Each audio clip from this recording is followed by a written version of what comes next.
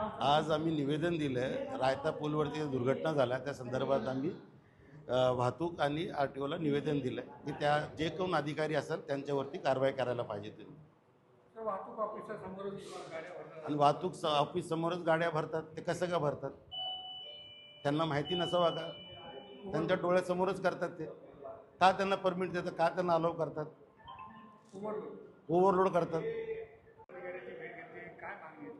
आमची मागणी होती की आम्ही वाहतूकला पण पत्र दिलं, निवेदन दिलं आणि RTOला पण निवेदन दिलं. हे जे मध्यंतर जे झालं, रायते पूलवरती जे दुर्घटना झाली, हे ट्रॅफिक पोलिसच्या निष्काळजीपणामुळे झाले. ते लोक त्यांचं समोर डोळ्यासमोर ACPचं ऑफिससमोर वाहतूकचं ऑफिस आहे, तिथे ते 18 आणि 15 पॅसेंजर भरतात. त्यांच्यामुळेच मेले ते. 18 15 पॅसेंजर भरतात. का ते अलाव करतात? त्यांना परमिट कितीच आहे? हे लोक हे यांची हप्ता घेणं देणं चालतंय.